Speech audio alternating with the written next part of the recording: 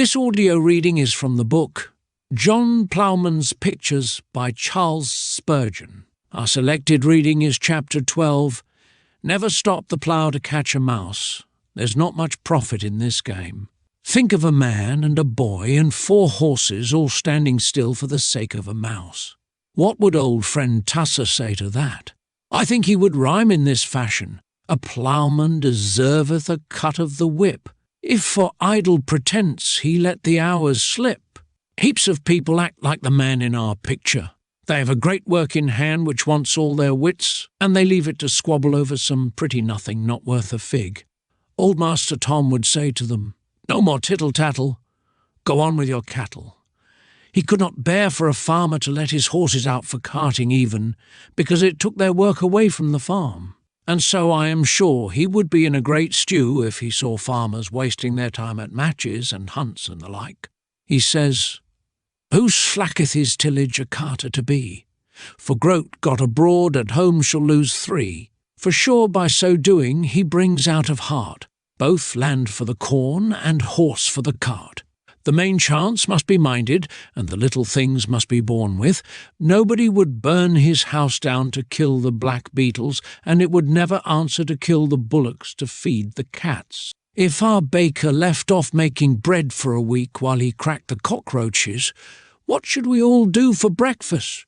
If the butcher sold no more meat till he had killed all the blowflies, we should be many a day without mutton.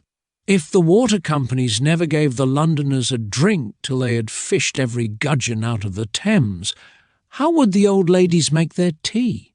There's no use in stopping your fishing because of the seaweed, nor your riding because of the dust. Now, our minister said to me the other day, 'John, if you were on the committees of some of our societies, you would see this mouse hunting done to perfection. Not only committees, but whole bodies of Christian people go mouse hunting.'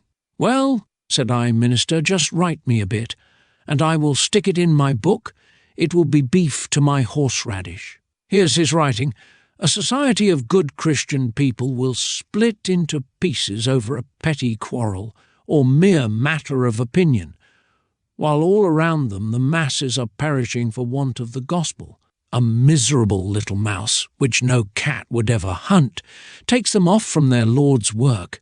Again, intelligent men will spend months of time and heaps of money in inventing and publishing mere speculations, while the great field of the world lies unploughed.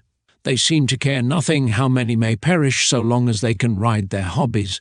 In other matters, a little common sense is allowed to rule, but in the weightiest matters foolishness is sadly conspicuous. As for you and me, John, let us kill a mouse when it nibbles our bread, but let us not spend our lives over it.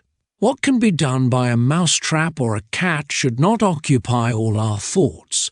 The paltry trifles of this world are much of the same sort. Let us give our chief attention to the chief things, the glory of God, the winning of souls for Jesus, and our own salvation. There are fools enough in the world, and there can be no need that Christian men should swell the number. Go on with your ploughing, John, and I will go on with my preaching, and in due season we shall reap if we faint not." This concludes chapter 12. Thank you for listening.